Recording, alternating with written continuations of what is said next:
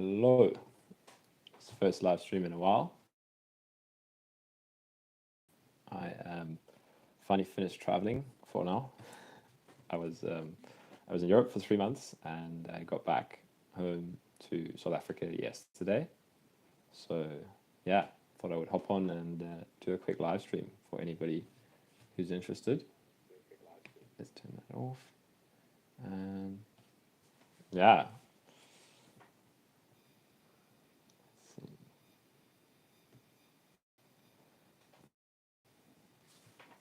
Yeah, I tried to go live a few minutes ago and there was some technical issues, but I think it's all good now.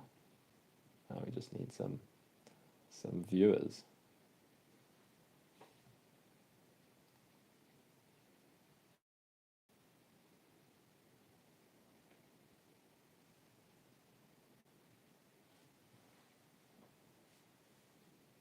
So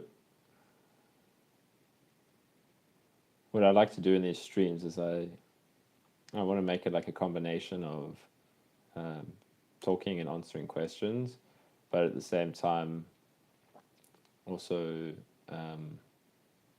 taking some time to kind of drop in to your current experience, because that's what's really important in all the stuff that I'm sharing. It's not so much about the intellectual stuff, like we can ask questions, we can figure things out, but where the rubber meets the road is in direct experience, in feeling into the resistances, the symptoms, the things we're running away from, distracting from. So yeah, that's why I like to include an element of meditation or whatever. So let's see what happens. And yeah, we can. I just always like to put that invitation out there.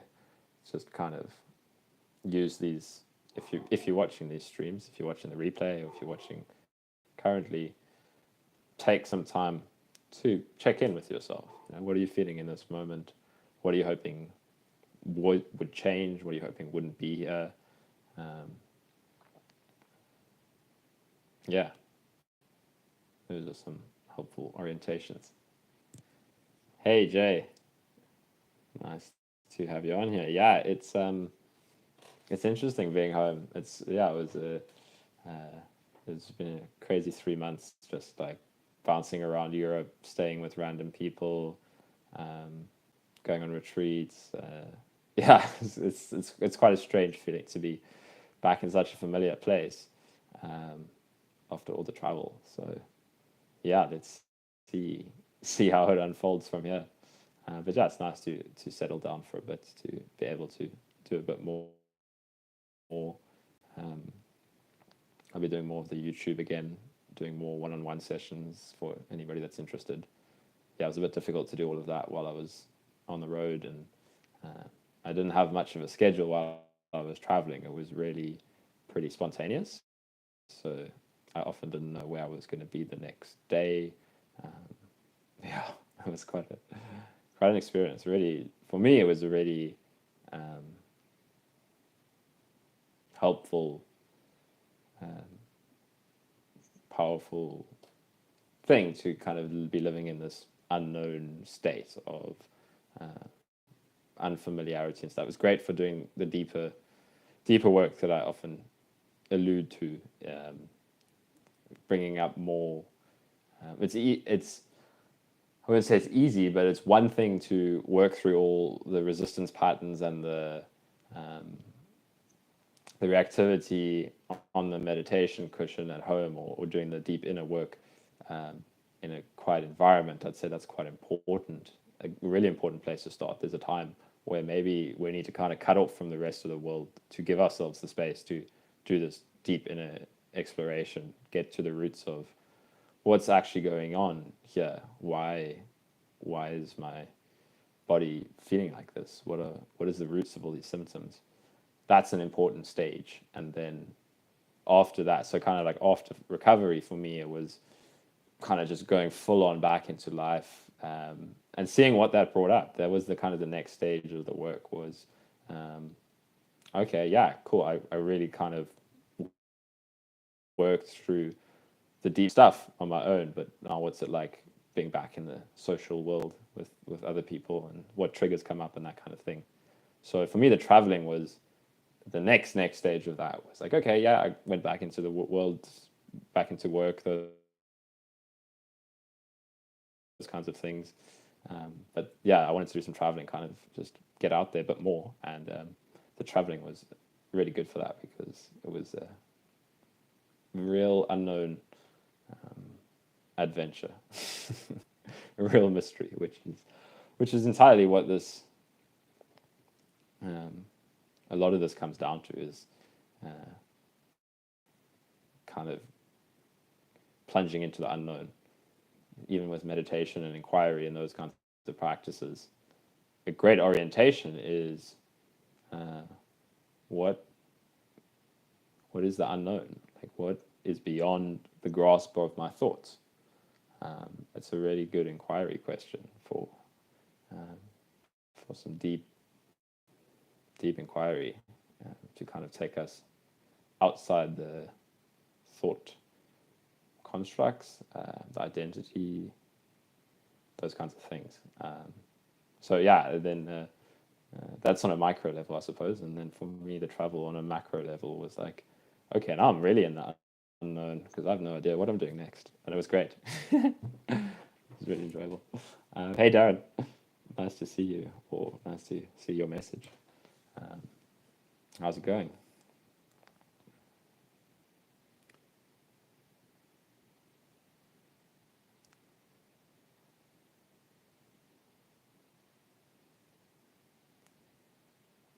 So yeah, if there's anything specifically anybody wants me to speak about, just pop a question.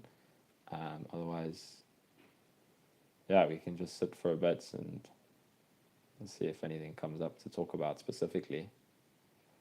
Actually, I will. There's one thing I was thinking of recording a video, but I thought I'd just do a live stream and I can talk about the same topic that I was going to record.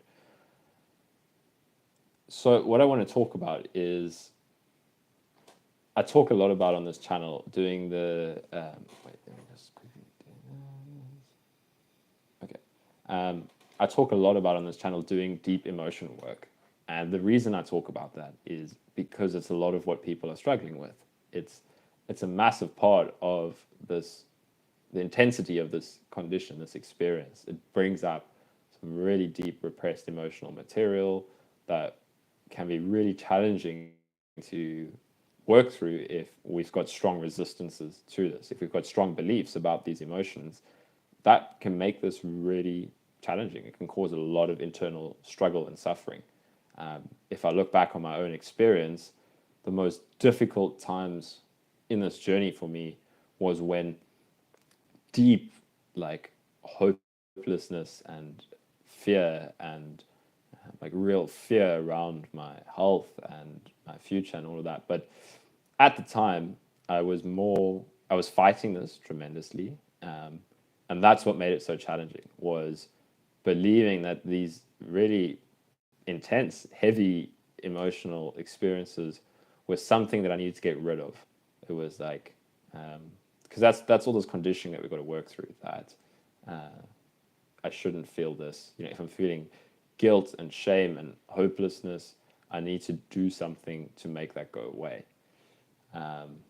So I talk a lot about that kind of stuff because I get questions about it. People ask in the comments, what do I do about this? You know, I'm feeling this, and what do I need to do about that? And that's when I try to encourage people to feel into what is it that's so difficult to accept about this experience? Why is this experience such a struggle?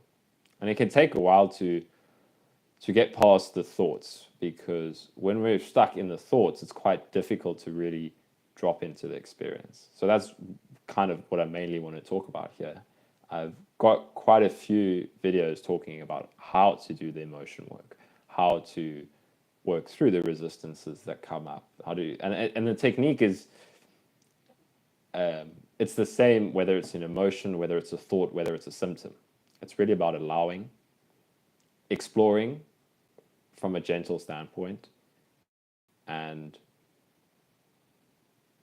being aware of the thoughts and the resistances that are coming up. And then what am I resisting? That's the inquiry I always recommend, is what don't I want to feel here?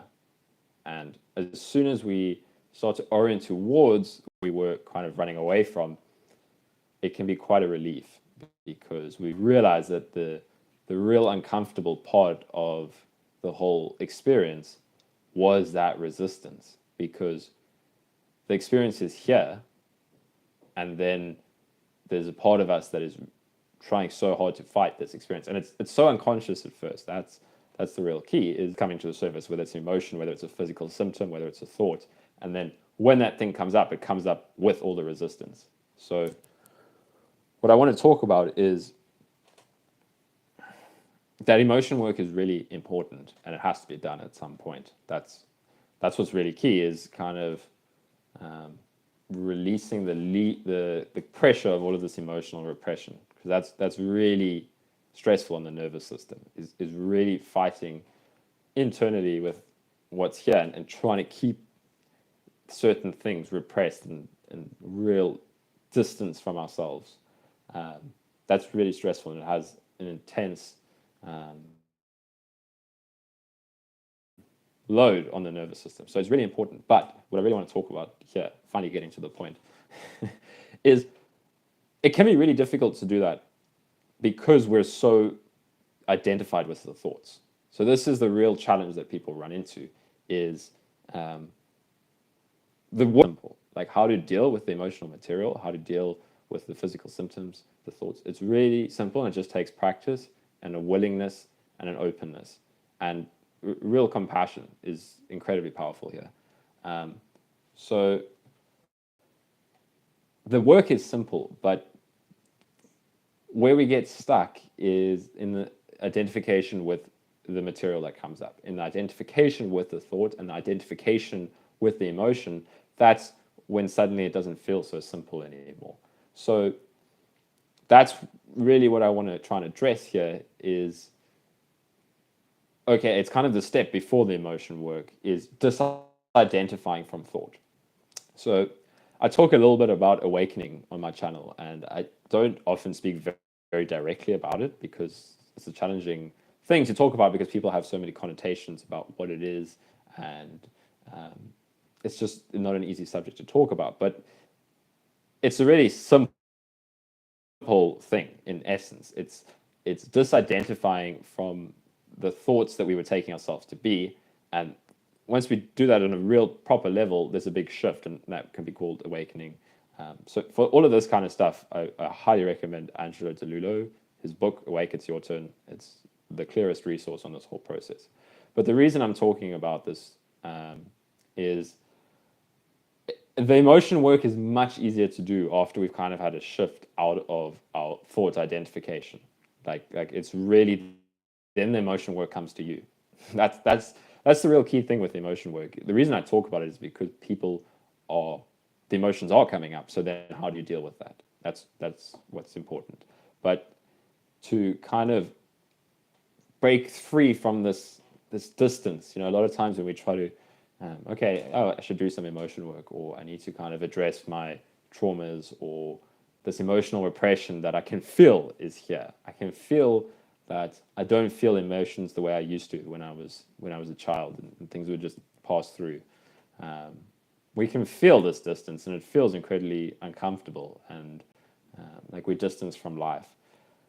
So I want to talk a little bit about inquiry as a tool for really breaking out of the thought identification, because, or as Angelo calls it in his book, mind identification is this the fact that we identify with the contents of our mind.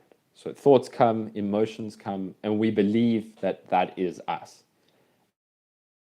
And to break free from that is such a relief, because there's no longer a need to control, fix, defend thoughts and emotions. That's where people get stuck with the emotion work. The comments that I get from people asking me questions about the emotion work is when an emotion is coming up, and then they identify with the thoughts around the emotion. That, maybe it's fear coming up, and this fear comes up, and because we aren't able to see fear as just an experience that is an emotion that is coming up and is allowed to be here, if we're seeing from that fear, that's when things are really challenging, because now the thoughts around fear can be saying, I'm going to die, this is too much for me. Fear can be a very intense experience physically, and what makes it even more challenging is the intensity of the thoughts that come with it. So this shift out of thought identification is really key, because it's such a different place to experience the stuff from when it's very clear that it's just a thought. A thought can say whatever the hell it wants, but once that identification has really been seen through, the intensity around it is really gone. I mean, it's just, a thought could say, today is Wednesday, today is Monday, this is really intense. It all is just a thought. The content of the thought really stops mattering. So I wanted to talk about this because when we try to just jump into the emotion work, this is the challenges that we come up with. And it's kind of like, I haven't really spoken a lot about inquiry, and it's quite a more important first step before the emotion work, really. The emotion work will come once we start digging into the identity structures. So that's a little bit of rambling. Let's really dive into what inquiry actually is. So what we want to really do is turn attention towards where it feels like we're experiencing from. So there's many different ways to do inquiry. There's different questions we can use, but the key is a really curious approach to our own identity. So a simple question is, who am I?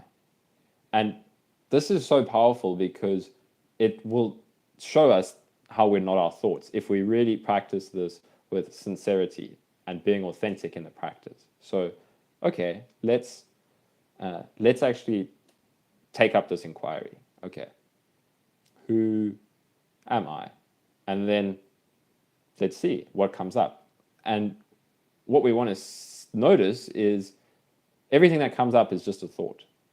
Okay, I am this. This is my name. This is my age. This is my occupation. Okay, those are all thoughts.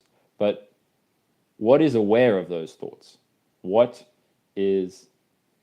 is the one right now that is listening to my voice? Where is the space that I'm aware from? So a thought comes up, oh, I'm practicing inquiry, I'm doing this. That's just a thought. It wasn't there 5 seconds ago, and it's the same thought is not going to be here 5 seconds later. But what is still here? What is that feeling of being you? That's what we really want to dive into with inquiry, is start to turn attention towards where it feels like you are. And this generally will be quite frustrating at first, because it's not an intellectual practice. It's not about finding a thought answer. And it takes some work to catch it's what we want to do is we want to actively disidentify from thoughts and keep turning attention towards where does it feel like we are. And this can be really strange at first, because we're always looking outwards. We're always focused on the content of our experience, right? So this is what's happening in my visual field. There's sounds coming in. There's this to do. The contents of my thought are coming in. I must do this, must do this. But unless we're actively practicing inquiry, we really look for who is having this experience. Where is the one who's moving through time, right? We feel like this is my life, and this is what happened earlier, and this is what's happening later, and this is all my problems. But feel into that sense of, who am I? When a thought refers to I am sick, I am having symptoms, I am afraid.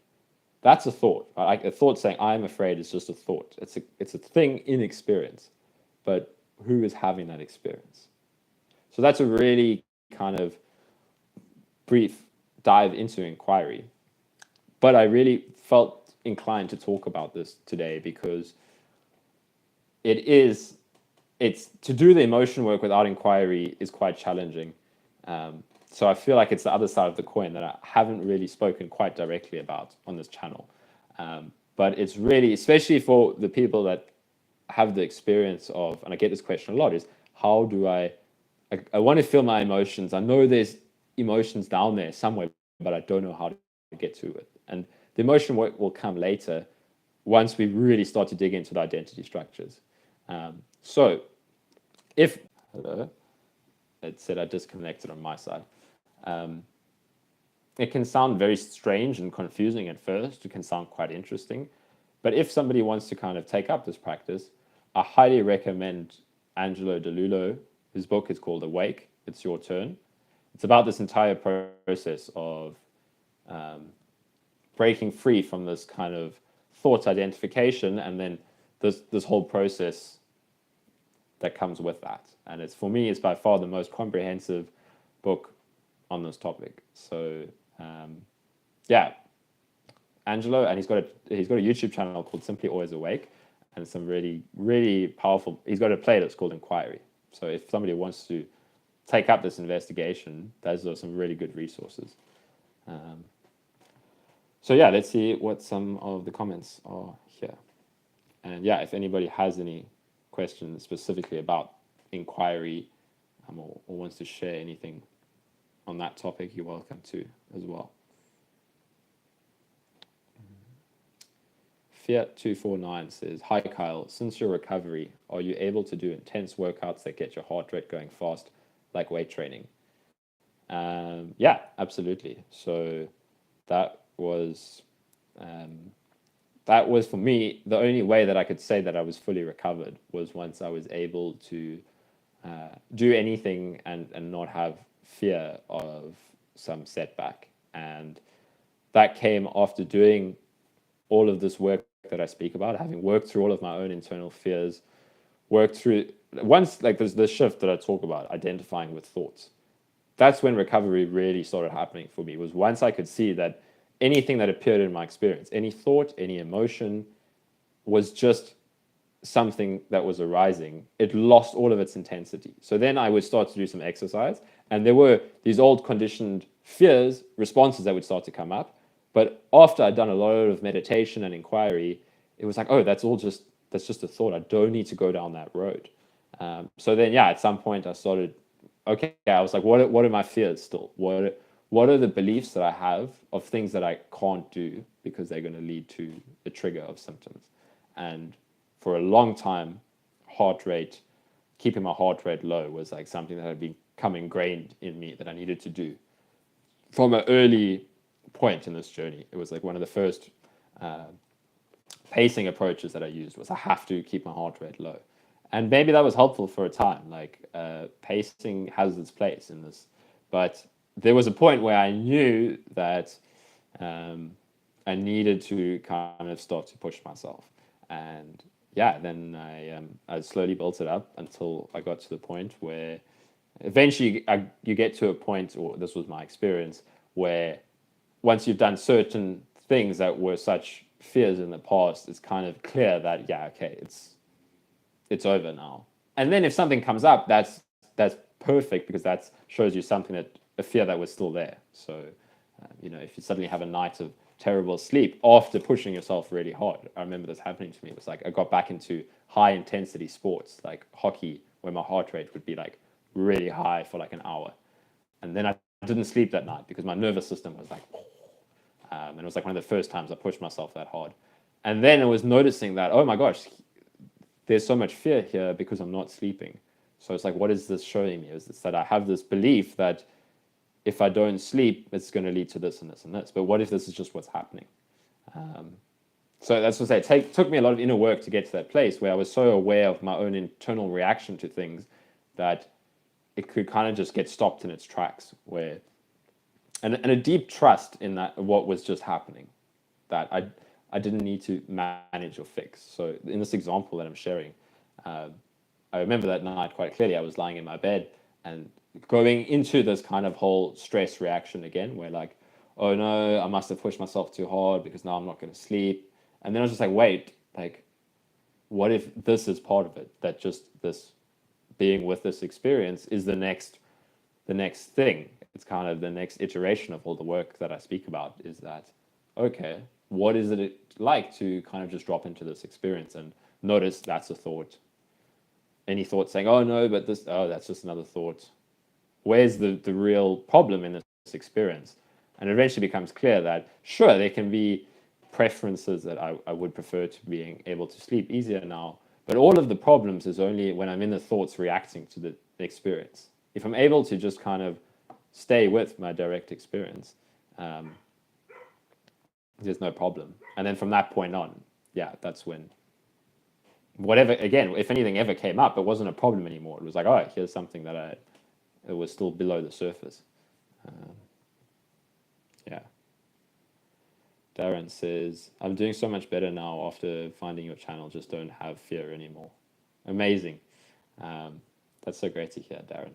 That really, for me, that's such a key turning point in this journey is once we realize that, and fear is something that needs to be worked through. It's not like if somebody's having a lot of fear coming up, that's nothing that they're doing wrong. That I would say, yeah, to recover, you need to not have fear.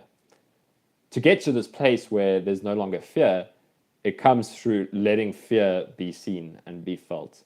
And realizing that then once we do this a few times, and once we keep doing it, this kind of sitting with the emotional experience of fear without having to do something about it.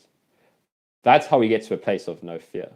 This is a really important thing that I want to talk about is that, that for me was when recovery came, when fear just wasn't a problem anymore. I could be doing some exercise and some fear could come up, and then it's like, okay, this is fear. I don't have a problem with fear anymore. But I didn't get there from like, oh, okay, fighting with fear. I got there from almost surrendering into fear, where I had such intense experiences of fear and I'd fought it for so long that there was literally nothing I could do anymore except surrender to it. That I've tried every single path. I've fought this for so long. I've tried to fix myself so that I don't have to feel this fear anymore. And then eventually, with good guidance from meditation teachers and Angelo, who I talk about a lot, learning that it's okay to feel fear. That the only reason fear was a problem was because there was so much belief that fear shouldn't be felt. So yeah, it's incredible the difference on the other side of this when you've really done some work with the experience of fear, then it's so much easier to reintegrate again, where I can do something and then some fear comes up and then it's like, okay, that's just fear. I don't need to go down that whole path that used to take me into a massive physical crash. So that's the beauty. So great to hear that you're in that space. Jay, glad to hear. I've been sitting more and exploring the resistance itself. Amazing. Often it feels so subtle, yes, and can't find specific thought, but the feeling is there. Maybe the patterns are so oiled for years, maybe. That's a really important kind of point you make there, is that's the feeling of resistance. It doesn't feel like an exact object that we can identify, right? It's really how you explain it. It's a subtle, the feeling is there, but you can't find that specific thought. And that's exactly what the exploration of resistance should be. And that's how exploring resistance is beneficial. So that's the funny thing. When I talk about, okay, we need to do this inquiry of what am I resisting? Where is resistance in my experience? We really need to do this inquiry. And we can't just do the inquiry like, oh, what is resistance? Oh, wait, I know I'm not going to find resistance as a physical object. So that's just giving yourself a thought answer. The power of inquiry is leading you into your own direct experience away from the analysis of the experience. So even self-inquiry that I was talking about earlier And any form of inquiry, like, what am I resisting? It's a really powerful inquiry.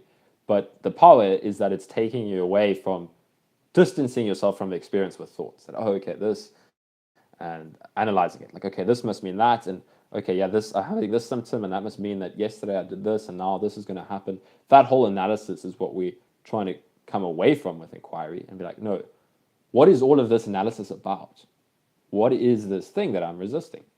And it's really subtle. It's like, oh, okay, I can feel these symptoms, the stress in my body, the uncomfortableness. But what is exactly uncomfortable? And it's like this deep exploration that takes some practice. But the more we do it, the more the resistance starts to soften, because we're not actively distancing ourselves anymore. We're going towards as opposed to away. And then the best way to describe resistance would be, it's a feeling that something shouldn't be here. So the way that we can realize when there's resistance in our experience is if we're sitting and meditating and it feels like it's going wrong. It feels like it's not happening how it feels like it should be happening. Like maybe in the past, I sat and meditated or did inquiry, and it just led to this peacefulness and this relaxing state, and that can happen sometimes. But then the next time, when that doesn't happen, that's the key, and we're struggling with that, that's the clue that there's something we're resisting. Because what is it in my experience that, like, why do I want to be in this peaceful state? Why do I want these symptoms to go away? Oh shit, there's resistance there. There's a part of me that's wanting these feelings to go away. So just becoming aware of that and not trying to fix that is such a important thing, because it's tricky work, because we can, with resistance, we can resist the resistance, and that's just kind of keeping the process going. So once we can just see, okay, I'm sitting here, my experience is uncomfortable, and there's a part of me that's trying to meditate myself out of this experience. There's a part of me that's trying to do the emotion work so that the difficult emotions will go away. That's not something you've done wrong. That's what I really want people to understand, is that when this happens, it's not a sign that you've done something wrong. That's what it feels like to sit with resistance, is that there's a part of me that doesn't want this experience to be here, and can I even allow that? Human, that I'm not human, that I'm only that I'm only human. Yeah. So that's a good point you bring up there. Tegan Govinsamy. Sorry if I mispronounced your name. I'm sure I did.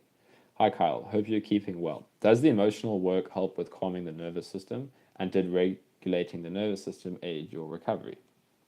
That's some great questions. Yes, I would say that the emotional work does help with calming the nervous system.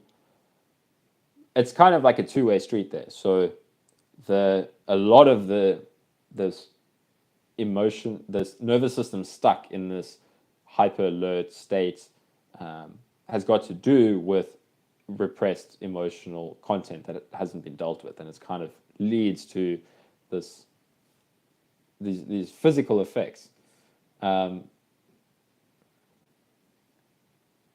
So yeah, in the end, emotion work is a really important step in calming the nervous system. But sometimes an intense emotion can feel like in the moment that it's ramping up the nervous system. And that's fine. That's just part of the intensity of dealing with some of the emotional experience. So there's that. So in the short term, maybe it feels like it makes things a bit worse, because it comes up with the resistance patterns as well. So there's like an emotional experience, and then there's a strong resistance to this, and it can feel really intense in the moment. But if we really just kind of feel into that experience of, okay, there's nothing really to do here except give it some space. There's nothing I need to fix. Can I just kind of let go and allow whatever needs to be here to be here? That's a great way to do this kind of work, is can I allow whatever needs to be here? And if that then leads to like, oh no, I don't want to feel this, that's like, okay, now I'm allowing some resistance or something like that. So there's that side of it. And then I would also say that calming the nervous system helps to do the emotional work. So practices like just basic meditation, it doesn't even have to be this kind of deep inquiry work that I'm talking about, but more just meditation, focusing on breath, or just focusing on a single object to kind of increase our mindfulness and our concentration, that can really start to calm the nervous system. Like if anybody's meditated, and sometimes you can really just feel the whole body relaxing, the thoughts just relaxing, and it feels like the first time you've had a little bit of space in the day. That is helpful to do the emotion work as well, because now we're not so bound up in the thoughts. So yeah, it's like by doing the deep emotional work, we get to the root of the actual nervous system dysregulation. And did regulating the nervous system aid your recovery? Yes. So what's important here is I got really fixated on trying to figure out how to regulate my nervous system, and through deep breathing techniques, and I would do cold water exposure because I learned how that shifts from the sympathetic nervous system to the parasympathetic nervous system. I really got fixated on trying to activate my parasympathetic nervous system as much as possible to try and regulate out of this. The problem here was there was so much control and there was still so much repressed emotional material that it stressed me out more. So that's why you really want to get to the root, because we can try to regulate the nervous system from this stressed out place of control, which, from my own experience, it was really challenging. I would try and do some breath work and really trying so hard to relax my nervous system that I would get stressed out more. So that's where it's really that approach of just allowing and really giving yourself some compassion and some space to, okay, look, there's a part of me that's really struggling here, that's really fighting this experience. Instead of trying to control that away with meditation or breath work or something like that, I feel like it's much more important to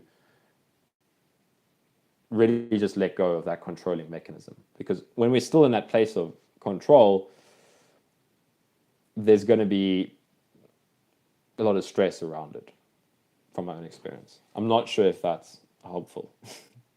Any of my answers, if they don't make much sense, feel free to let me know. Hi, Kyle. I had intense grief for a few days and there doesn't appear to be any reason for it. Perhaps journaling brought up some stuff. What's your approach to working with grief? I'm really glad you brought up that question, LM1. That's great.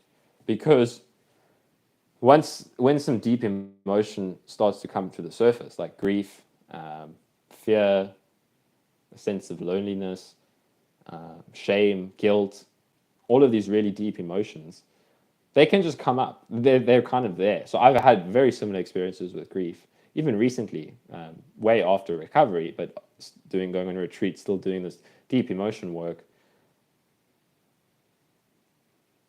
You can just have grief come over you at some point. So that's nothing to worry about. We don't need to understand the grief. I mean, it can, if there's some narrative around it, we can acknowledge that, so it doesn't mean it's wrong if I'm experiencing grief and it feels like this is why I'm experiencing grief.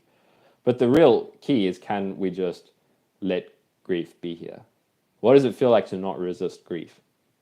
And from my own personal experience, it can be a massive relief once we finally kind of let that grief out. So what's your approach to working with grief? That's a good question, because it's something I've worked with quite recently. Like grief will come and go. There was a lot of grief to work through during my recovery process. But as you kind of go deeper and deeper with the inquiry and the emotion work, you can start experiencing really deep emotions that you have no idea why or where they come from or what it's about.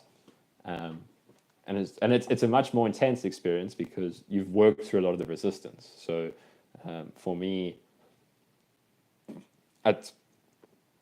more recently, my experience of grief is a much, it feels, so just to share with you this experience, how it was for me, was I could feel for a couple of days that there was some resistance in my body, that I was feeling a little bit, not a little bit agitated, and I could feel that, yeah, there's something that I'm resisting here. So I was spending a bit of time meditating, and I could feel it was like if I went out in a public situation, I could feel there was this kind of uh, like this little bit of shame, this kind of like self-judgment and that kind of stuff. So um, what was really helpful with this was I put on some kind of emotional music to like music is beautiful in the sense that it can really help us to get in touch with some emotions. So I started listening to some really emotional music and started dancing along with that, and that's unlocked the grief for me. Was like as soon as I started to try and kind of like move with this like really emotional song and just kind of like let my body move how it felt most natural. Like I could feel like some emotions coming up around the music, and then I was just like, how does my body want to move along with these emotions? And then bam, the floodgates just opened, and I was like, oh my gosh, this is. And there's not even in that moment. There's not even like maybe there's a fleeting thought like, oh, what is this? This is grief, something like that. But it was just this intense grief with no reason behind it. Not oh, I've lost this or I've lost that. It was just intense grief. So yeah, that was my experience. I'm not sure if that's helpful. Yeah, journaling can be really helpful as well to kind of unlock those emotions, and kind of just a really helpful technique that I really like that I learned from Adyashanti and Angelo DeLulo was to try to give the emotion a voice, to try to speak from the emotion as opposed to speaking from a space where we're analyzing the emotion. Because that's how we generally do this. It's like, oh, okay, if someone was to talk to me about what they're feeling, okay, yeah, I'm feeling like this, and this makes me feel that way. Okay, this person said this to me, and that makes me feel like that. And then it's like, okay, but that feeling, let's say it's frustration. What is that? What does it feel like if I give frustration a voice? And that could feel like, oh, this is such rubbish. This is such bullshit. I hate this. This doesn't make any sense. That's kind of really speaking from the place of frustration. So journaling in that sense can be really powerful. It's like, what if I just really stop trying to distance myself from the emotion and kind of analyzing the emotion, trying to understand it? What if I really try to give the emotion a voice? So, fear could be like, I'm so sick of it, or fear would more, be like, let me try and feel into that. I don't know. I'm never going to recover. Like, I can't do this. This is too much. Like, I'm just, if we often don't want to really write those kind of things down, because if we're identifying with it, it can feel like, oh no, I need to have a positive outlook or something like that. But when you're doing the emotion work, it can be really powerful to just can I really see the world from this emotion's point of view, without trying to understand it, without trying to control it, without trying to manage it. Yeah.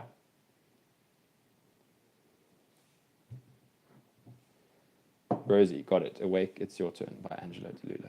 That's the one. Yeah, I really recommend Angelo's book for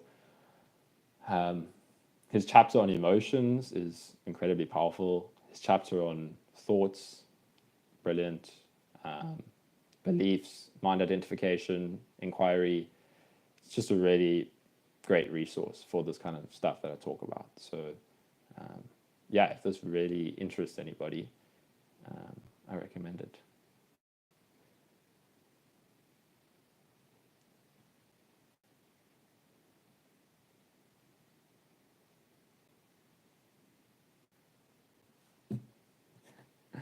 Hi, Matthew. I see you comment on a lot of my videos and you don't like what I talk about.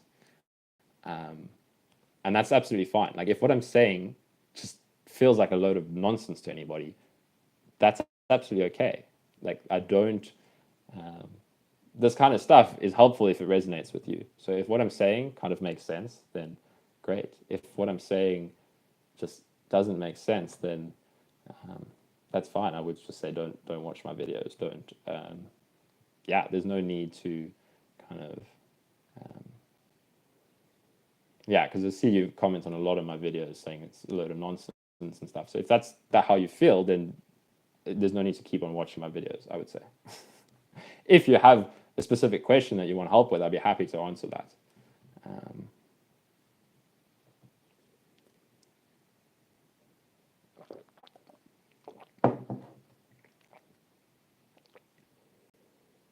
How to increase energy level?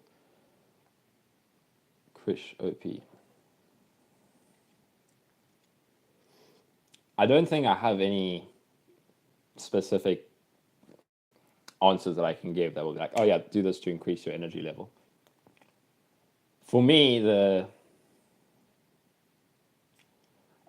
practicing a lot of meditation really gave me a lot more energy because I was that feeling of being fighting with my thoughts, being kind of in the stressed out thought state the whole day is exhausting.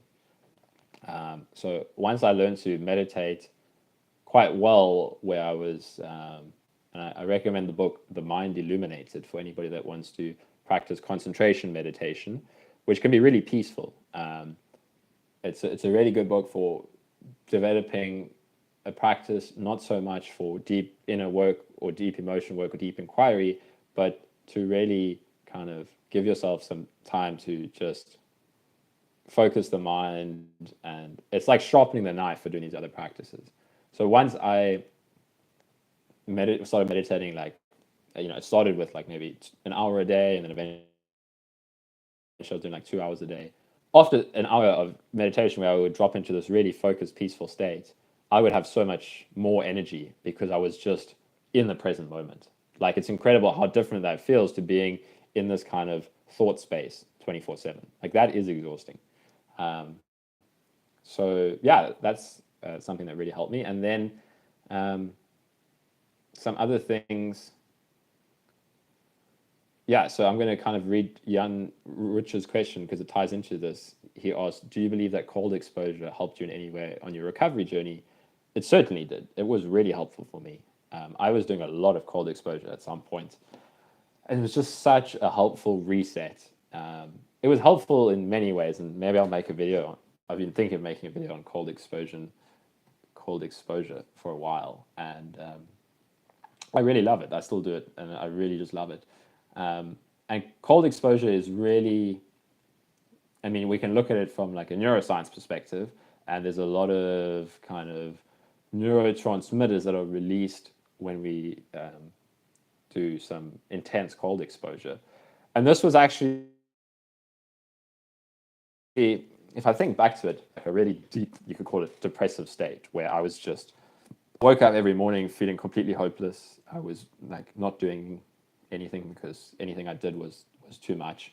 And the first thing that helped me kind of on the path forwards, this was before I started doing a lot of meditation and emotion work and inquiry and the kind of more deep esoteric stuff I get into.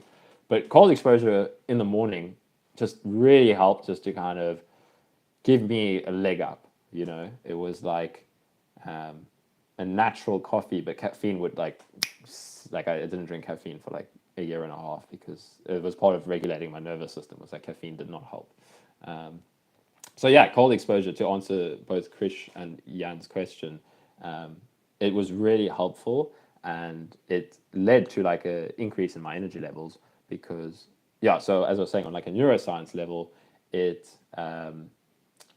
releases dopamine and norepinephrine. So the dopamine aspect is really helpful because it kind of, you feel a lot clearer afterwards for a while. It you just kind of have a little bit more motivation and stuff. So that was really helpful for me for a while. And then the other aspects of it is it really gets you out of your thoughts and into your direct physical experience. So that's what I really love about it, is it really was one of the first ways that I learned to be with uncomfortable sensations. So I talk a lot about, what to do when the symptoms are there and how to drop into it and feel into the symptoms and, feel in that uncomfortableness. And the cold exposure was so helpful with that because you can't stay in your head while you're in the cold water. The raw experience of being in really cold water is so direct that you're kind of forced into your body. And I started kind of like investigating the resistance that was coming up when I was doing cold exposure. And this can be a really cool practice. So you do some cold exposure, and there's that initial like shock of like, oh, this is so cold. I just want to get out of the water. And then it's like, okay, but let me explore the sensations a bit more. Like, what if I kind of just stay with the cold? And we can start with, maybe just kind of staying with our breathing a bit. So it's like, okay, let me not be like so reactive in my thought. This is too intense. Okay, let me try and come more into the physical experience. And after I'd done this for a while, it was like, yeah, if I could just stay with the physical experience, eventually the cold just becomes kind of blissful. Like if I was doing cold water exposure in Cape Town, we've got a really cold Atlantic Ocean, which is really nice for this kind of thing. After like 5 minutes, it would just be such an enjoyable experience to just kind of feel into the sensations of the cold. So yeah, I mean, I'm a big fan of cold exposure. So what I want to say also about, because I see Habala Dudala says, can you give tips on how to start cold therapy? And so the thing with cold therapy is, I mean, it really was helpful for me. I'm not going to prescribe it as a thing for everybody.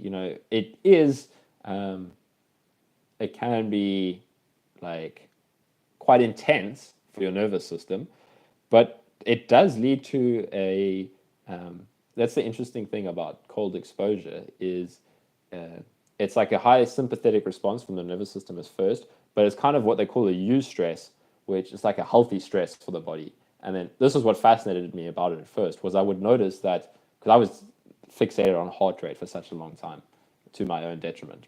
But I would notice that after doing some cold exposure, my heart rate would like drop to really low levels. And I was doing some research around this, and it was like, yeah, it activates your parasympathetic nervous system and stuff. So it can be quite intense, but if I would do some cold exposure and then I would just sit for like half an hour afterwards and just kind of meditate, or just, it would be so peaceful because it kind of activates this, the parasympathetic rest mode in the nervous system. So yeah, I mean, if it doesn't feel appropriate to somebody, I would say, trust that. Like if it feels like it's going to be too much, I don't want to just kind of tell everybody, yeah, go do lots of cold exposure, and maybe it's too intense for somebody. But for me, I started experimenting with it and it was really helpful. So if somebody is interested in it, I would recommend it, because it helped me a lot. And it was just such I really enjoyed it. Like it was such a relief to be able to just kind of be in the water again. I remember when I believed that I shouldn't be doing that. And then once I was working with a physio who was helping me, and she suggested, let's try and introduce something that you really want to do. I was like, oh, I want to do some cold water stuff. So yeah, it just kind of brought me some joy again. And it became a really important daily routine, is that I would do a cold swim. I mean, it doesn't even have to be swimming. It can just be like a cold float. And then I would just sit in the sun afterwards and kind of, just like be, not do anything, just kind of feeding into my experience. So yeah, I if you can't tell, I like cold exposure. I'm glad somebody asked that question. M says, thanks, Kyle. I've just started somatic tracking and decided to do the emotional work. I only feel ready now after having long COVID for 3 years. Do you have any pointers to start in the right way? I've just bought those books you recommended. Cheers. So great. Like, that's really awesome. I've heard a lot of people talk about somatic tracking. Like people I've worked with one-on-one, people that comment on my videos will often talk about somatic tracking or somatic experiencing. And from what I understand of it, I'd say it sounds like a really good practice. It sounds very similar to what I talk about. I just don't have a specific technical name for it. But yeah, anything that brings you more into the direct physical experience, the somatic experience, the body sensations, is going to be a really helpful practice. So yeah, if that's helpful. And what I'll say for the emotion work is kind of, yeah, if you want some more advice, I'd recommend, I've recorded a couple of videos where I dive in a little bit more to the emotion work. But the best way to do the emotion work is with a sense of gentleness, allowance, and compassion. That you're not trying to make anything happen. You're not trying to cause a specific emotional experience. It's really the other direction. It's, can I allow whatever wants to be here? And just being open to whatever comes up, whether it's frustration of nothing happening, that's an emotional experience too. Is that, there's no intense emotions coming up. Oh, okay, wait. How does that make me feel? Why is it a problem that there's no intense emotions coming up? Okay, that's frustration. So we don't need to label. It's really more just about feeling.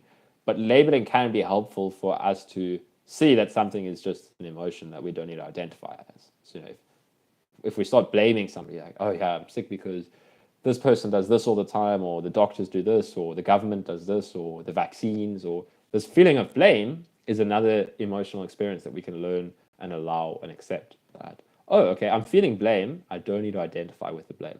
I can feel blame without putting blame on somebody else. So I can feel that experience of what it feels like to want to blame somebody, and that's just blame. So, yeah, I would say that, and Angelo's book. Yeah, if you want to do the emotion work, I really recommend the chapter in Angelo's book on emotions. So that is a really good guide. Really good. My favorite. Rosie, what are your thoughts on Christianity?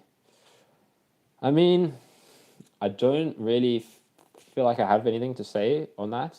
Like, what I will say is this, that this kind of work doesn't matter what your religion is.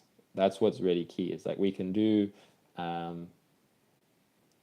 this deep inquiry, emotion work. You can read Angelo's book on awakening, and it's not anything to do with one specific religion.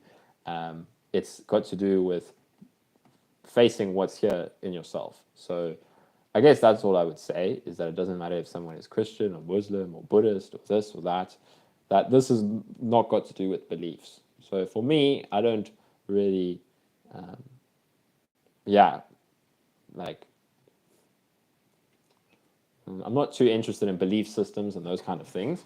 But I'm also not saying that somebody they can only kind of do this kind of work if they, I mean, you do want to let go of the beliefs that our identities form around. So I would look into that for somebody, is if they strongly identify with something, like, what if we just explore that? I am this. Well, what am I without that? So if this is a religion for somebody, it's like, who is the one that is identifying as a Christian or as this or as that? Yeah, I don't I don't have a lot to say on religion specifically at the moment. Just that, yeah, this kind of work. It's not on that level of like, oh, okay, can I do this if I'm that? It's like, what is beneath all of that? Like, what is before any belief? What is before any identity? What is before all of that? Before I identify as this person following this, like, if there's stuff that's helpful, I would say great. But yeah, I don't know if that's helpful. Habala, we answered that. Fagan Gov, thanks, But your channel is making waves around the world. Saw somebody mention it on another channel. Keep it up. Amazing. That's great to hear.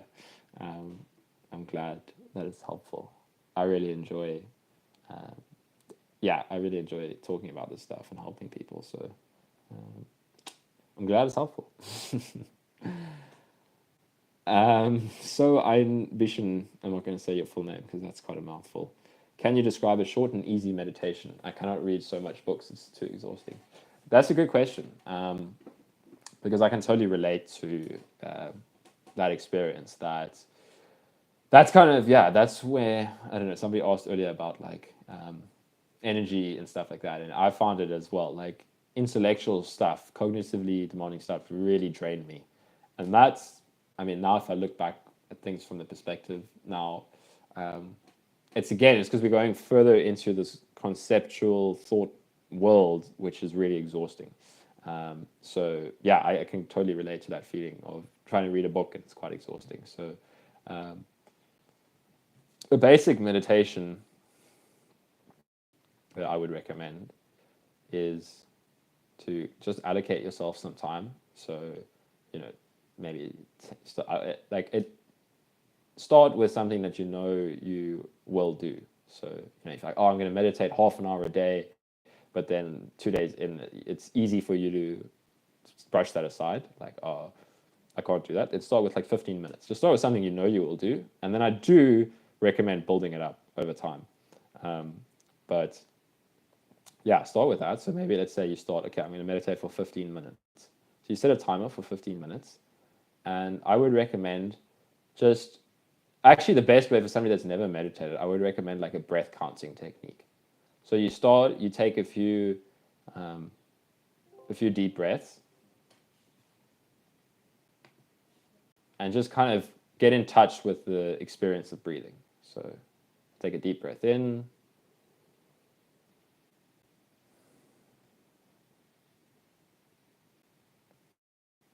What is it? Where do I feel the breath in my body? Okay, maybe I can feel it at my nostrils. That's a great place if it feels relevant. So if we can get into the sensations of breathing, and we just stick with that, and then but a great place to start is to add counting with that. Like that really helped me a lot to kind of notice where my mind was wandering. So if I breathe in and then out, and then between the out breath and the next in breath, in my mind I just say 1, and then in, out, 2. You don't have to say in and out, but just breathe in, breathe out, 3. And you want to count up to maybe 10, and then what's really important here is you don't want to just keep counting up to like 100, because we can kind of do that unconsciously. So why this technique is quite helpful is if we start counting 11, 12, 13, we know we've gotten lost in thought. So you want to count up 1, 2, 3, and then at 10, and then start again at 1. 1, 2, 3, and then at 10, start again at 1. And eventually, you start coming more and more into the experience of breathing. What's a really important point with meditation is you're not trying to make anything happen. This is what really helped me when I started meditating. Was at first I was like there was so much of this identity in controlling that was making meditation difficult. So it was like I'd be noticing my breath and I'd be really trying to slow it down and calm it, and maybe I'd be really stressed out because I'm having a big crash, and you're just in this kind of like hyper alert state, and then the breath can be the strong feeling of wanting to slow down the breath, because I also used to do a lot of breath work. But what's really important, like this is kind of the foundation of a good meditation practice, I would say, and it can be helpful to remind yourself of this before every meditation practice, is that you can't do this wrong. So just take that pressure off yourself, that it doesn't matter what comes up, it doesn't matter how many thoughts come up. It can be a really quiet meditation where few thoughts come up, or it can be, let's just fluctuate. Some days it can be like the mind is crazy. So just kind of say to yourself that the fact that I'm dedicated to sit down for 10 minutes and follow my breath is already a success. Now I'm just going to let whatever happens happen. So just kind of reminding ourselves every time of that, for me, was so powerful, because there was so much of the striving energy that I've kind of been identified with for years, that I have to get meditation right. And that's kind of the complete opposite of meditation, where it's an allowing.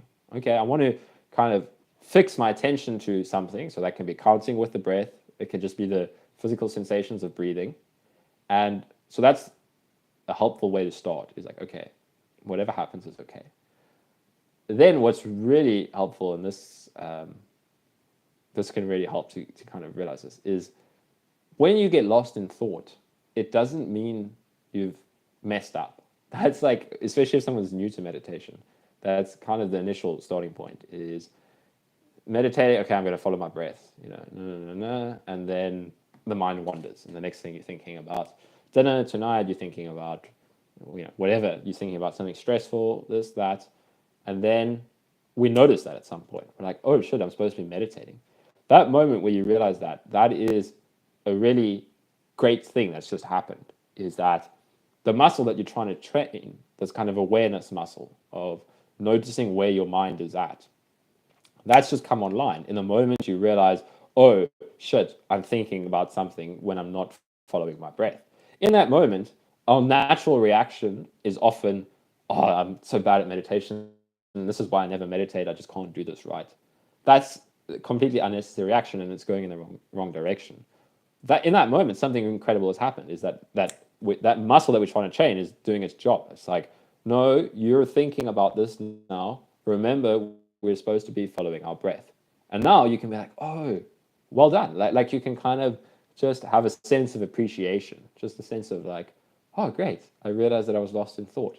Let's come back to following the breath.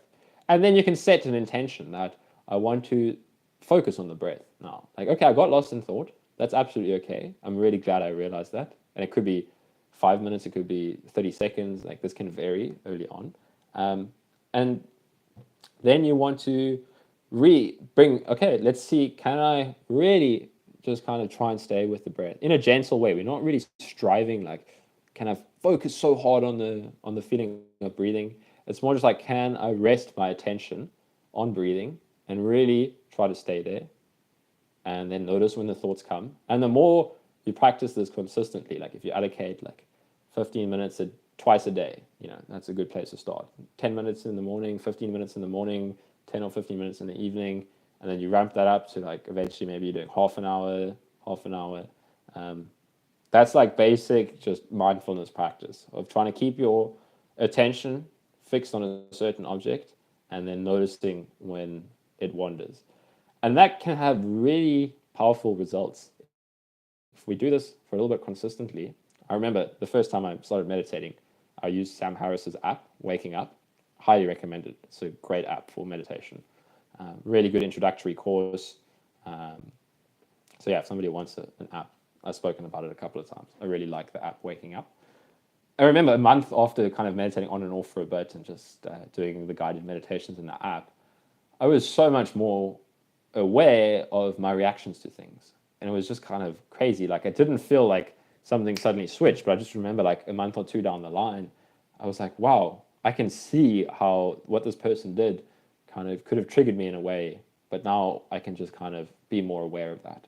So yeah, I highly recommend just starting with a basic mindfulness practice, and then I'll maybe put out some more simple guided meditations for a beginner, but the Waking Up app is great. And yeah, if you ever do feel like you've got a little bit of space to read a few books, the book I mentioned, The Mind Illuminated, just the first like 3 chapters is really good for this kind of basic meditation, but really how to deal with kind of the obstacles that a beginner faces. That's what I found so helpful for that book was they talk about different stages of meditation. And stage 1, once you've mastered stage 1, is how to develop a daily meditation practice. And what are the obstacles that you're going to come into contact with? Like, laziness, resistance, whatever, all of these things. It's got some really good tips. So I really like that for like a basic practice. And it's got some really good advice for how to actually make meditation more enjoyable. I often can feel like a chore. But once we really kind of start to meditate with this peaceful attitude, it can really just be like a really enjoyable part of our day. So you don't need to read the book, but if at some point you're like, okay, I've got a little bit more energy, maybe because of meditation or something like that, it's a good place to start. But yeah, at the same time, that's the beauty of it, is it's really, you can just follow the breath and count with it, something like that. And the Waking Up app has got some good, it's got a really good introductory course for meditation, and then some really good courses from other teachers, which a lot of the compassion stuff I talk about, I got the feeling of that from a lot of the compassion guided meditations in the Waking Up app, where I learned how to kind of send like a feeling of compassion towards the symptoms that I was resisting so much. And that was really helpful. So I would recommend that. You're welcome. LM1, thanks again. I'll check your other videos. You're making perfect sense. You're welcome, man. I talk quite a bit about the emotion stuff. So specific emotions like loneliness. What are the ones I've spoken about? Uncertainty, all of those kinds of things. There's a couple of those videos. So yeah. Alrighty, I think we got into the end of all the questions here. If anybody has any last questions, I will wait a little bit. Or anything they want me to talk about, I've still got some time. Otherwise, we can do a little bit of a guided meditation. It's kind of what I was saying about at the beginning of this live session, that I like to balance these out with some meditation, because even I can feel, if I'm having a lot of conversations, I can feel like my attention going more into my head, and it can feel like just a little bit not as comfortable, and then take some time to just feel back into the experience of the body, and can be really grounding and helpful. So yeah, I like to combine that. Jay says, thank you, Kyle. These are really helpful. Hope you're able to pop up live and talk about these subjects in the future too. You're welcome, Jay. Yeah, I'll probably start doing more of these live streams. I haven't done one in a while because I was traveling, but I'll probably have more space to do this kind of stuff now that I know where I'm going to be sleeping most nights.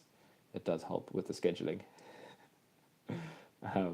Yeah, I'll often just do them spontaneously, because I'll be like, oh, I've got some time, let's do a live stream. But I do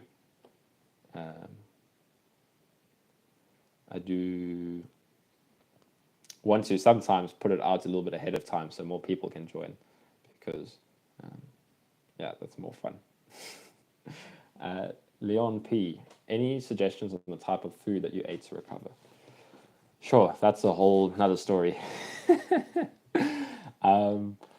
Yeah, the thing for me in food was it became a really big fixation for a while. That oh shit, there goes my laptop.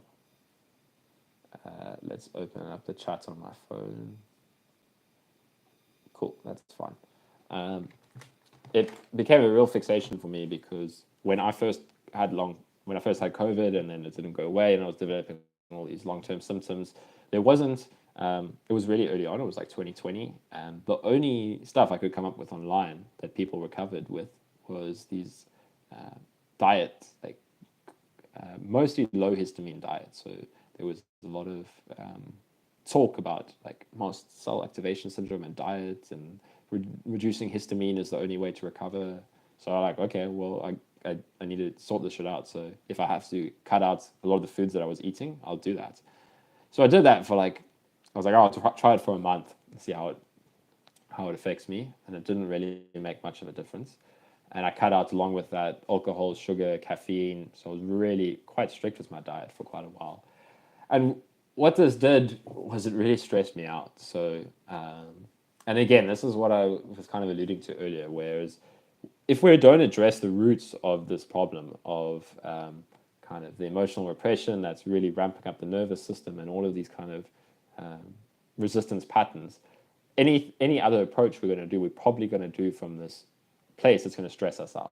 That was my experience, that until I really got to the root of this, all the things I tried to do it from a place of control and fixing and getting rid of and stuff. So anyways, it gets back to the diets. Yeah, so I tried that for it ended up being 4 or 5 months, and I eventually got to this place where I felt like I'd become so fixated on diet as the only way for me to recover, and then I wasn't recovering. That was the thing. So I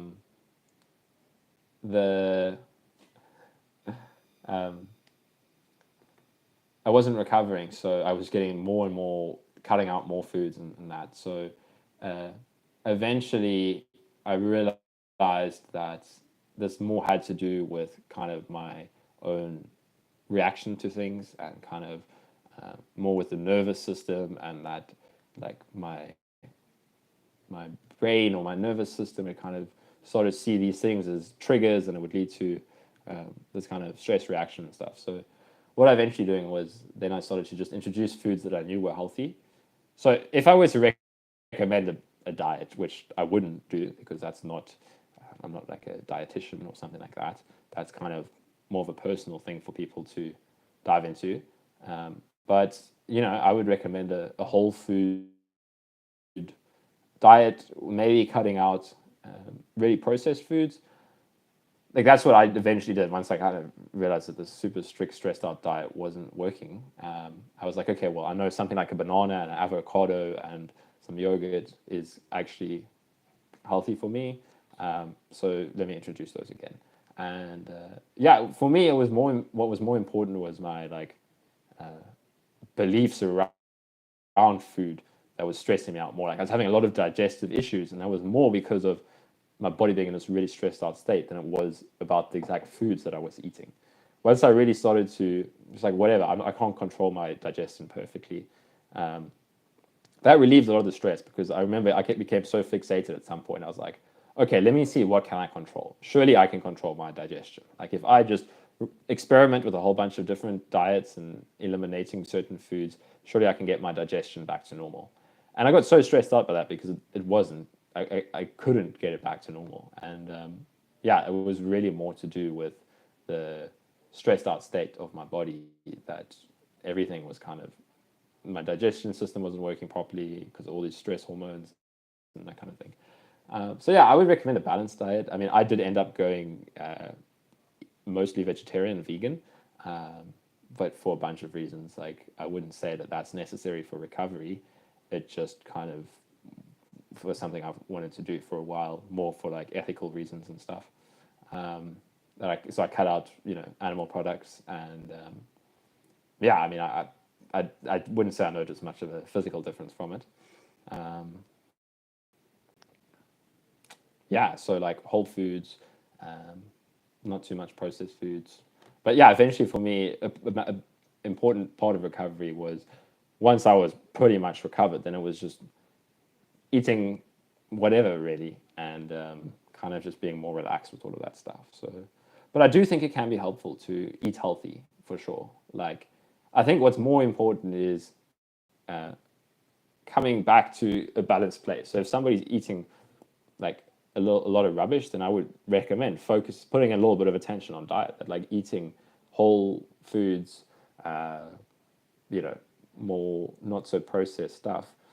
That will probably, just help. Like it's just something you can do to be a little bit helpful. But if somebody's coming from this really fixated place like I was, where they're so focused on diets, on like identifying food triggers and trying to like control their food intake to reduce symptoms, maybe you can just start to kind of expand the horizons a bit. Like, okay, wait, this food is good for me. It's going to relieve a lot of stress if I just relax my diet a little bit.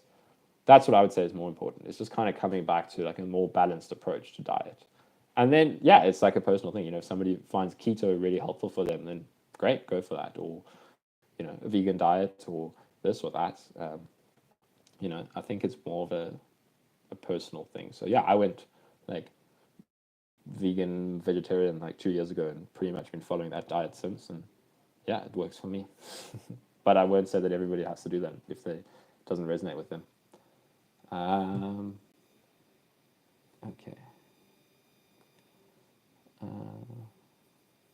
Matthew Caldwell, and you have what besides your anecdotal experience to back that up? I'm not sure what you're talking about, Matthew, but yeah, most of what I'm sharing is my personal experience. And as I said, if that's helpful for somebody, then feel free to use the stuff that I'm sharing. If it's not helpful, then feel free to toss it aside. But yeah, for me, it was, I guess, one thing I can say that sometimes people ask about is understanding for me that this was more of a nervous system thing than a kind of something physically wrong that had gone on with my body, like blood clotting or something that had messed up my mitochondrial function in my cells or something like that. So some good stuff on this is Bessel van der Kolk and Gabor Mate have got some really good scientific research on how like social factors and emotional factors can really lead to physical health problems. And for me, once I finally accepted that yeah, this more has to do with my nervous system and um, all of that. I would say I was in that space for a long time where I needed some. Um, I could have easily, I did for a while, toss that stuff aside as rubbish until I'd exhausted all my other options and was like, okay, yeah, I'm going to figure this out. And then eventually I was like, okay, yeah, maybe I was wrong and maybe let's explore this and then it makes a bit of sense. And yeah, so, I recommend the work of Gabor Mate and Bessel van der Kolk. I think the books are like The Body Keeps the Score and When the Body Says No. Um, and it's a lot to do with kind of eventually all of this physical stuff. Like, I'm never denying for anybody that physical symptoms are there. Absolutely. For me as well, my experience was extreme, intense physical symptoms. But realizing what is the root of this, where is all of this starting? And instead of fixating on fixing each symptom on its own, realizing that there was a lot of internal work that I needed to do was important for me. But if that doesn't feel relevant to somebody, as always, that's absolutely fine. Go, see a doctor. Like that was an important thing for me. Was like I had to find my own way through this, and when I was ready to, then I started doing a different approach. But I never kind of want to say to everybody, "This is how you got to do things." So yeah, don't know if that's what you were asking.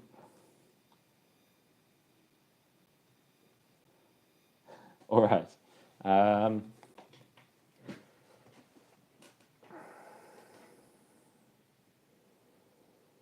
Okay, I think we'll end off with some meditation.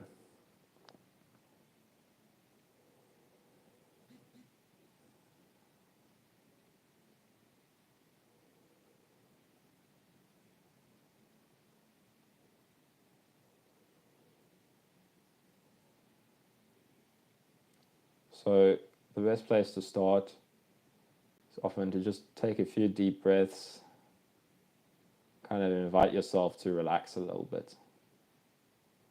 Just kind of let go of whatever we've been doing, whatever we've been thinking about, whatever we've been trying to fix. Just kind of start fresh. Doesn't really matter what happened before this moment. It doesn't matter what we have to do later. Just let's come back to what's happening here and just give ourselves some space to feel into this moment and the sensations that come with breathing, with sitting. So it can always be helpful to just take a few deep breaths to bring our attention towards the sensations of breathing.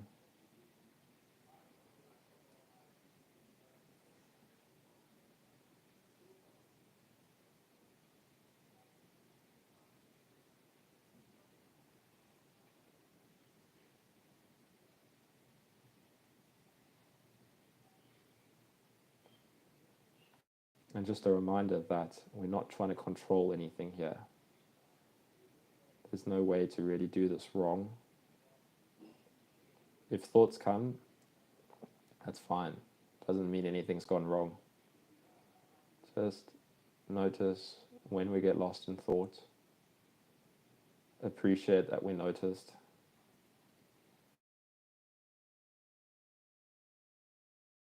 And then gently bring your attention.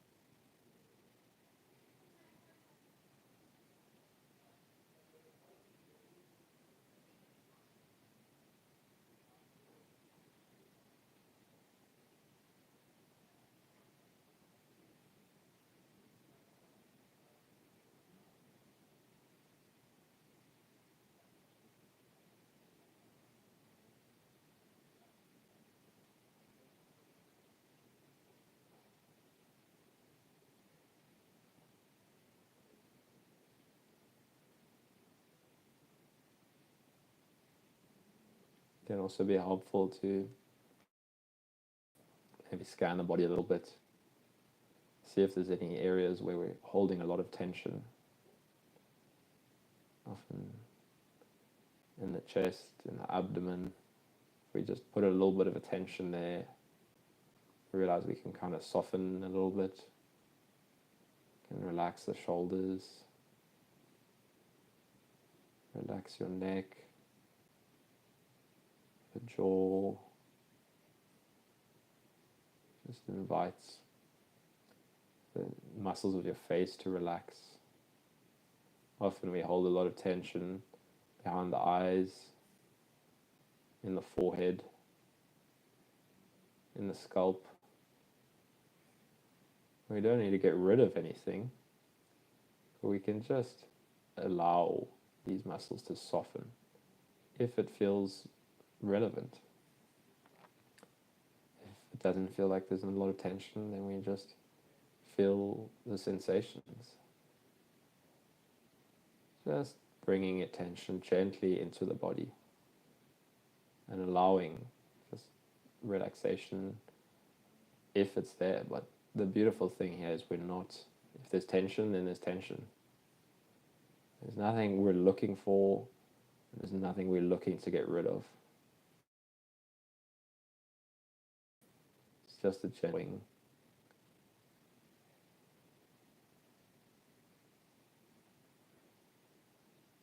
can often be helpful to feel into any contact points in the body. Feel into the sensations of your feet on the floor. What if we just explore the sensations around those points of contact? Really no right or wrong here, just a little bit of curiousness towards the actual physical experience. And if at any point you notice yourself getting lost in thoughts, it's absolutely okay. Just whenever you notice, just, oh, that's a thought. And just relax back into the body. Often, if we're feeling the thoughts going crazy, like we're trying to feel into the body, but we're just so up in the head. Often it's because there's a lot of tension in the body that we don't want to feel, or there's restlessness in the body, and then that puts us up in our heads and we kind of feel a bit stuck there.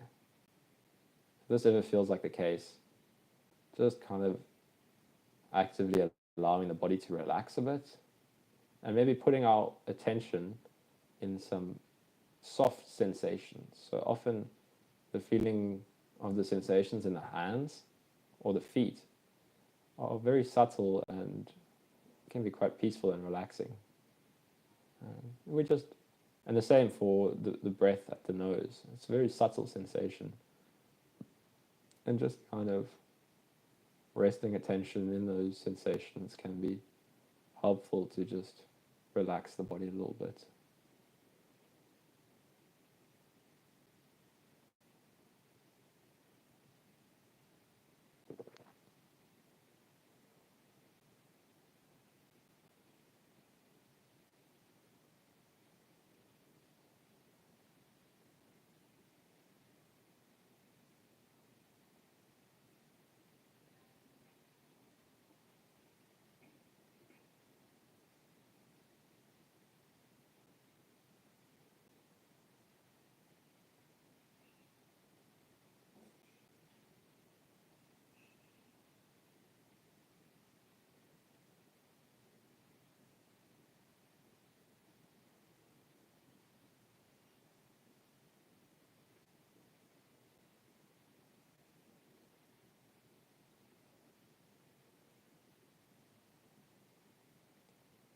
Wherever it is we're focusing attention, whether it's on the feeling of breathing at the nose, or in the abdomen, or in the chest, or even if it's the sensations in the hands or the feet or contact points,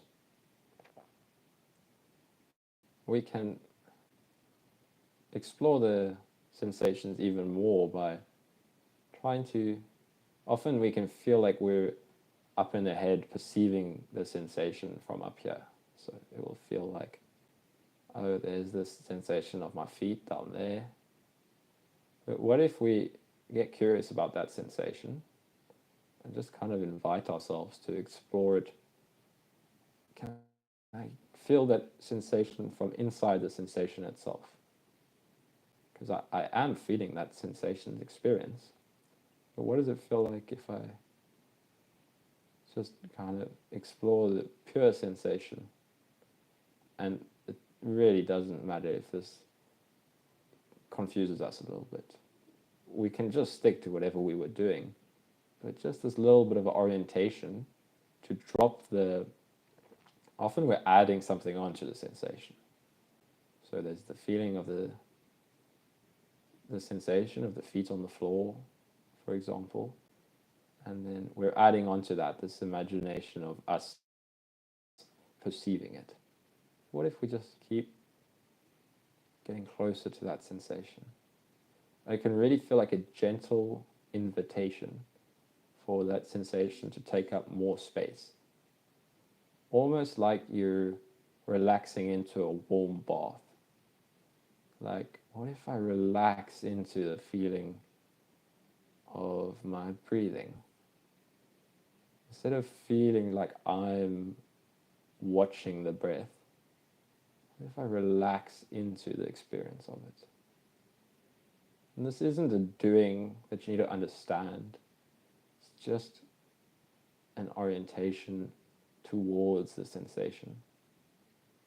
So it really, if it doesn't make sense, just notice the thoughts that are saying that. I don't understand. This doesn't make sense. Oh, that's a thought. What if I notice that's a thought? Well done to myself on realizing that I was thinking. And then let's take up this investigation. Can I relax into the sensation even more?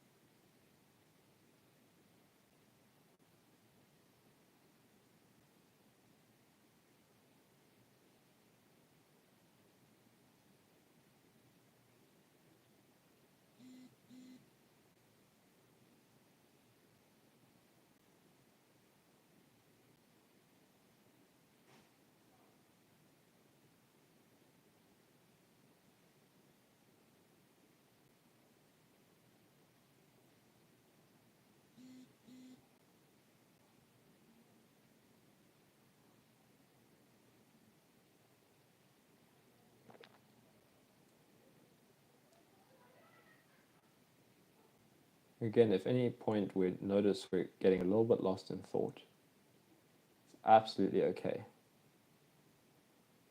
If we can just allow thoughts to come and go, they stop being a problem. So sometimes we'll get a little bit too lost in the thoughts, and at some point we'll realize that, and then just let the thoughts be there. Thoughts come and go on their own. You're not making more thoughts happen. Sometimes it's just more thoughts.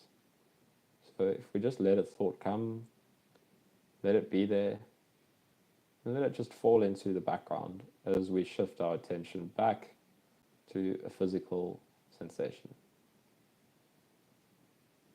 whichever one feels most natural to us. Just put attention more in the physical experience of sensation.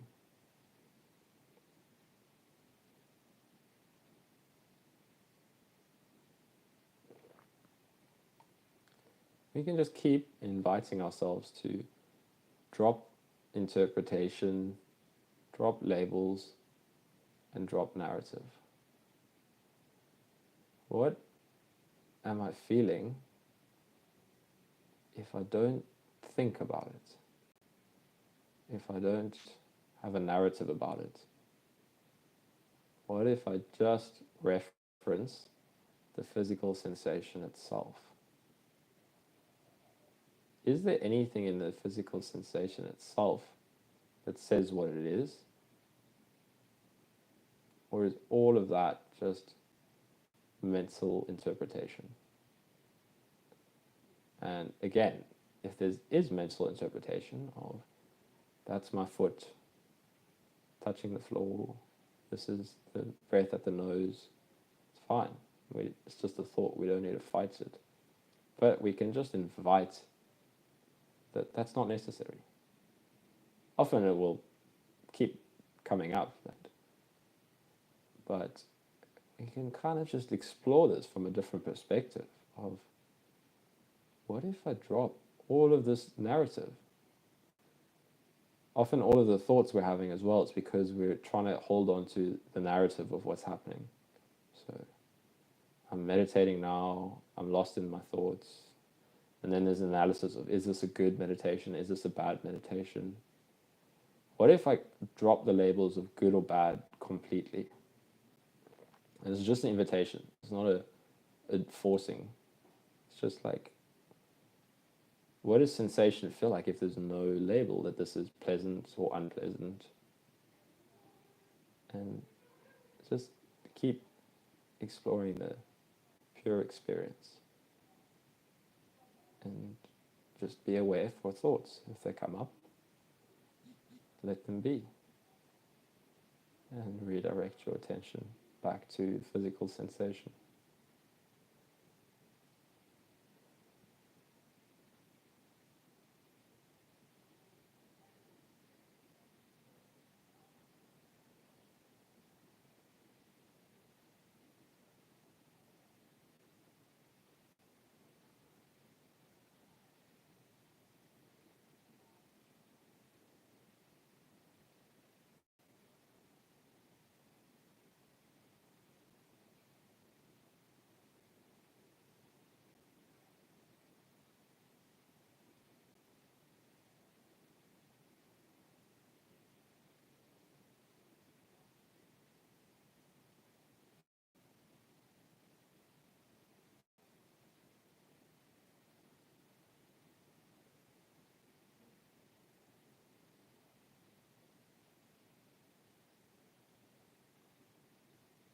We can open up the field of our attention to maybe the entirety of body sensation.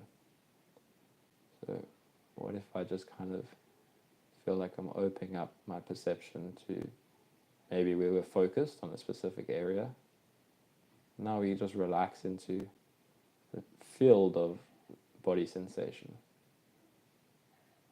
And we don't need to have an image of the body,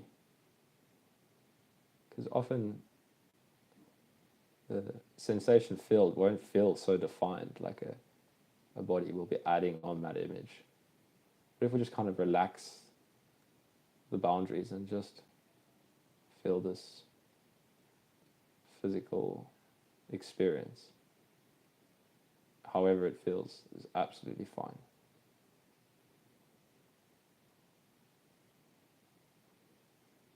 Just keep relaxing into the sensation as if you're relaxing into a warm bath or climbing into the sensation itself.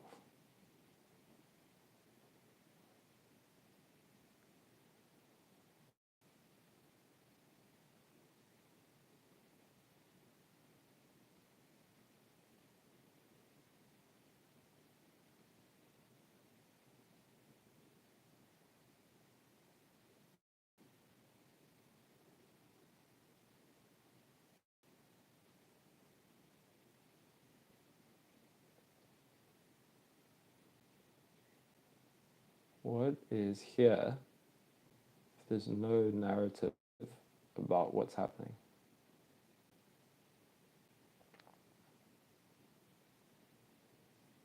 What is this experience of being you if there's no reference to past or future? Just this experience of what's happening right here. What's left if we drop any label of past, future, narrative, and we just feel into the physical experience of being. Just rest it. I'm not trying to make something happen. We just want to keep getting closer to the pure experience of sensation and just rest our attention.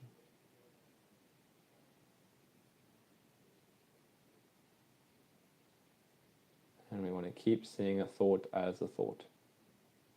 Anything that's any thought about our practice, about our future thoughts will come. It's not any indicator of how good or bad your meditation is going.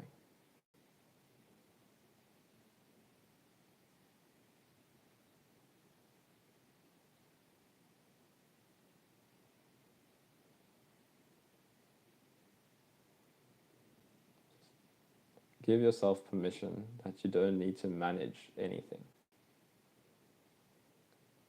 You don't need to manage the thoughts. You don't need to manage the sensations. You don't need to manage this meditation. You're just gently directing our awareness.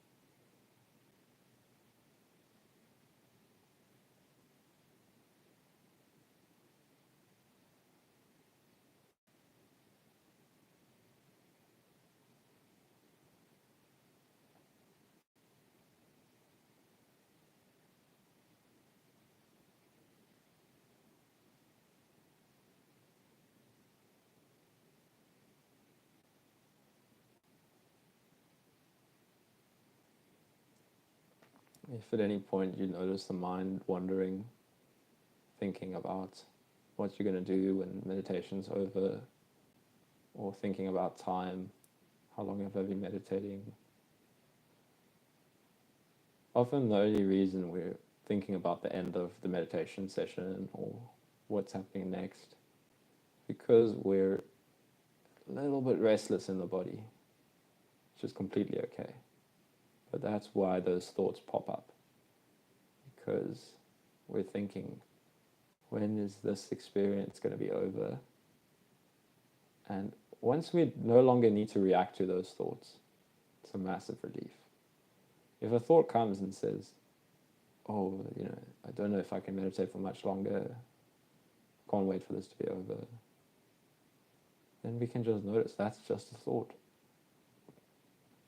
What if you just let it be and use it as an opportunity to kind of explore this feeling of maybe wanting to go on to the next moment when things will feel different. What exactly in the physical body is a little bit too uncomfortable? We can just kind of lean towards it. Like, is there a little bit of restlessness that, how can I just stay with that feeling without the thoughts? Thoughts can come, but we don't need to really reference them or pay them too much attention. It can be restless, like, oh, this is not nice. Okay, well, what is it without that thought of, ooh, this is not nice? It can be a real relief when we don't need to believe that thought saying, this meditation has gone on for too long. Oh, that's a thought. Let's relax back into the physical body with the curiousness towards anything that's uncomfortable. Sometimes the body will feel relaxed and peaceful, and sometimes there will be stuff coming up that feels restless, contracted, and that will often lead to mind wandering. So it's always a clue if there's a lot of mind wandering. What don't I want to feel? It can be anywhere in our physical experience.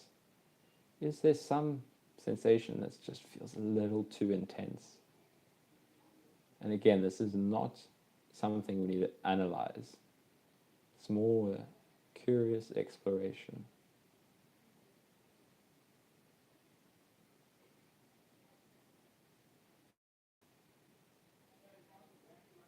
Often we can invite just, what if I open up my experience and feel into this feeling of dissatisfaction, if it's there, if there's this feeling of, maybe this will get more peaceful if I sit for longer, or maybe later this something I'm going to do is going to lead to a more satisfied state of being. That feeling is often there in the background, no matter what we're doing. It's kind of leaning into the next moment when things are going to be a little bit more satisfying. If we can turn our attention towards this kind of restless feeling, just this feeling of, this isn't it. And it's absolutely okay if this doesn't make any sense. It's just an investigation. It can be really helpful though when meditation is feeling a bit frustrating. Let's just explore, is there something I'm not allowing to be here? It's always what it really is. Is there some sensation that I'm not okay with? Just let go into, let experience show you. You don't have to make something come up.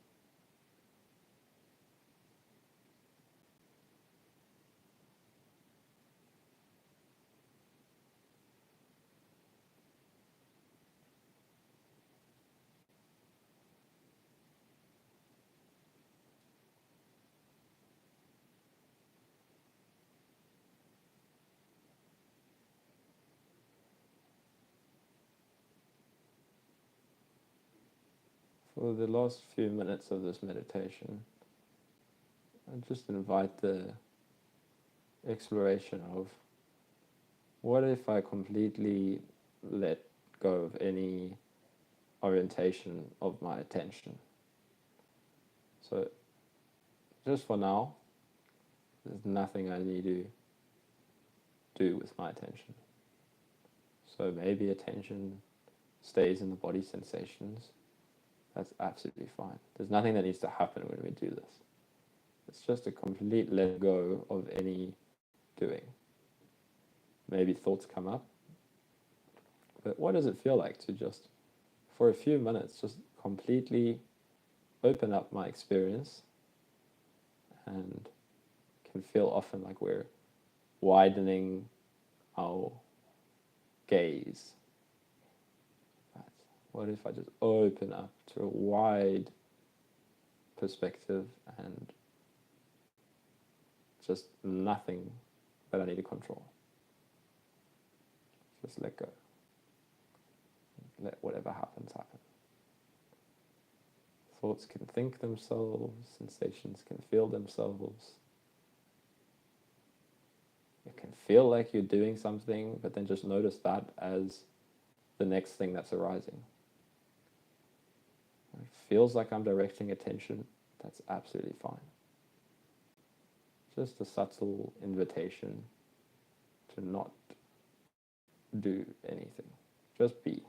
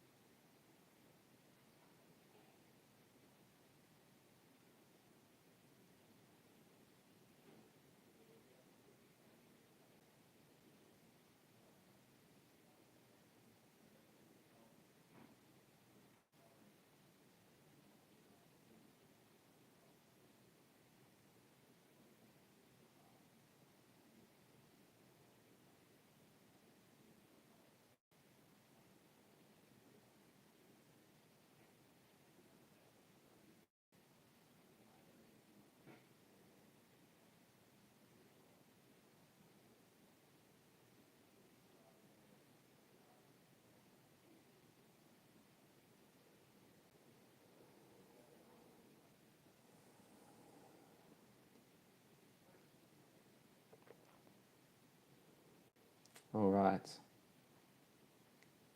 You can open your eyes if they were closed, or finish off the meditation there.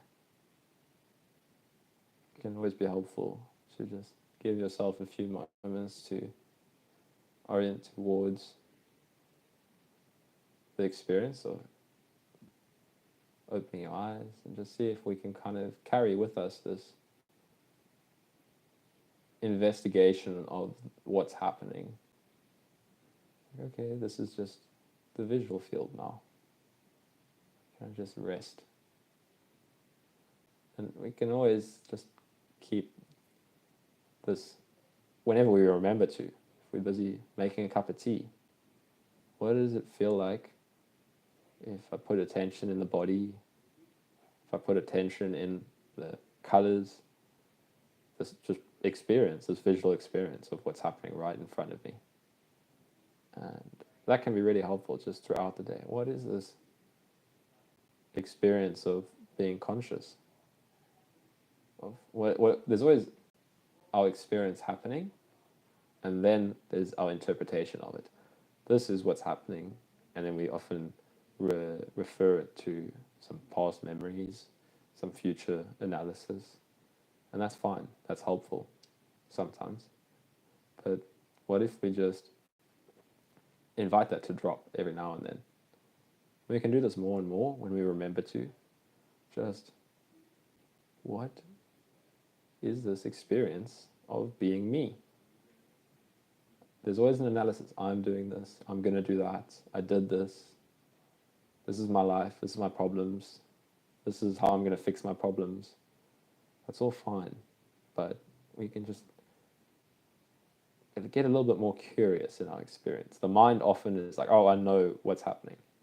But what is actually happening without all the labels from an experiential point of view? Just an invitation. See how it goes for you. Great. Often just slowing down as well, like, especially if we're really up in the head and we notice it. Okay, I'm having lots of thoughts. I need to slow down and feel into the body more. Often we can slow down the thoughts themselves. This can be a really helpful technique when we get the hang of it. It's like, what if I just hold this current thought here? So maybe it's a thought saying, oh, I'm kind of getting too stressed now. I know I need to calm down, but at the same time, we can often develop this momentum where we want to, it gets uncomfortable to stop. So what if I just notice those thoughts saying, oh, this is uncomfortable? What if I hold that thought and just slow it down a bit? It'll take a little bit of getting used to, but once we really realize that we don't have to stay like that, we're not fighting the thoughts, but we can just kind of hold the experience of this thought, and then the next thought might come. What if I just... And eventually, if we get the hang of it, we can meditate in the experience of a thought like it's a sensation. So that feeling of a thought, like you could even say to yourself in your mind, like elephant or something, just like anything that kind of, oh, okay, that's my internal voice. But what? Okay, if I'm hearing something, that's a sound. But when I'm hearing thoughts in my mind, what is the pure experience of a thought? And this is not an intellectual analysis, again. It's not like, well, a thought is this, a thought is that. Once we do this, it's really a massive relief because thoughts are not such a problem anymore. Thoughts can become our entry point.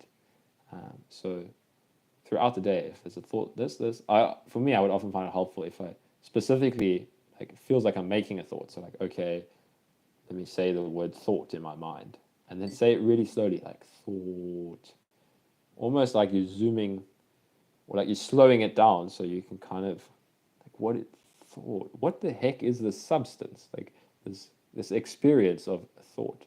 There's clearly an experience because I can refer to, oh, there was a thought.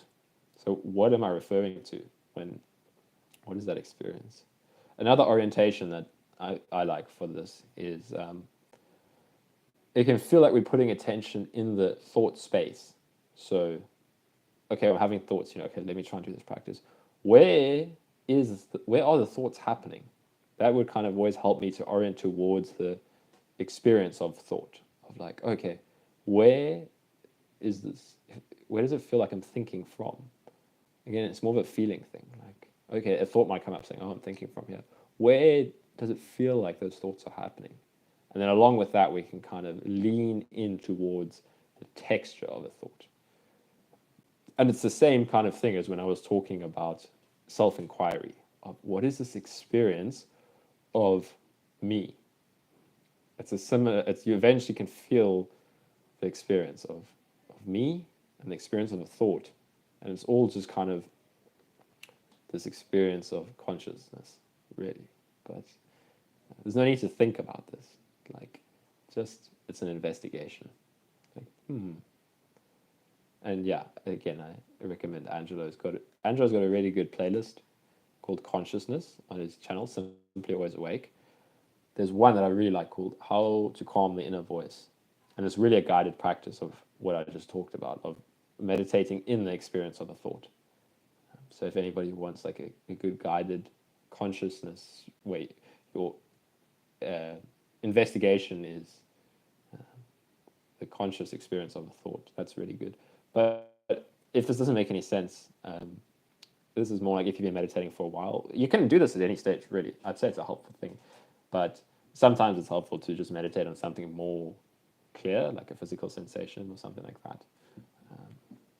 Yeah, just play around with it.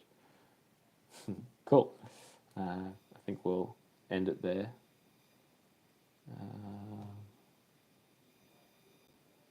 Habala says, thank you, bye, see you soon. Cheers, man. Nice. Oh, I don't know who you are, but nice that you were here, that you were able to join us. All right, thank you, everybody that asked some questions and engaged. It's always a blast. Good luck, and I'll see you next time.